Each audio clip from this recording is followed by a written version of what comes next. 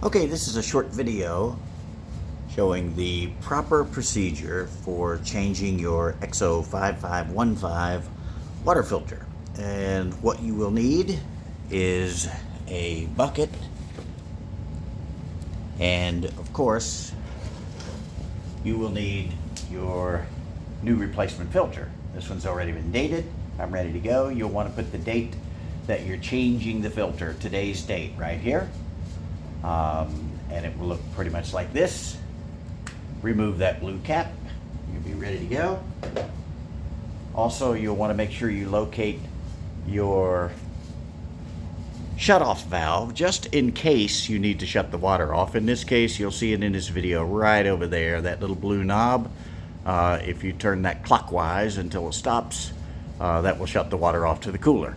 But there really is no need to turn the water off to the cooler to change the filter. All right, so wherever you find the filter, this is the same procedure. In this case, this happens to be the Everest model cooler. The Denali cooler is pretty much almost the same if you have the filter installed properly inside the bottom front compartment of the cooler. Anywhere the filter is installed, though, this procedure would be the same. So we're going to remove the drip tray. And then we're just going to push straight down on that. That's kind of spring loaded and it comes right off.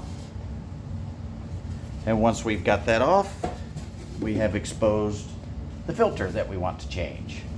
We're going to take our bucket, put it right here, pull this old filter out. We're going to hold it over the bucket, twist the filter this way counterclockwise until it stops like that. Now we've got the old filter out.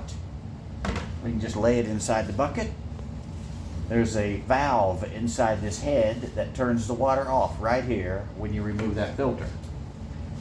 We're going to take this tubing loose. I'm not sure, hopefully you can see this. There's a little ring right there around this tube, and this is the one, there's an arrow right here, points to this tube, and that's the one going up into the cooler. We're going to remove that. The way you do that is what I just did. Put it back and do it slower. If you just hold in against that ring, push in on the tube and then pull it, it'll come right out.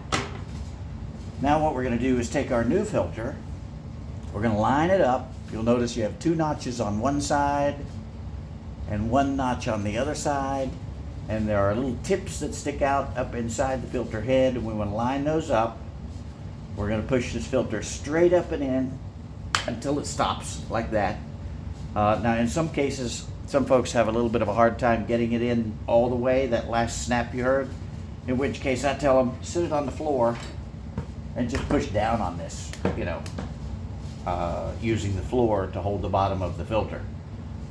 Because until you turn it that quarter turn to the right, no water will come out.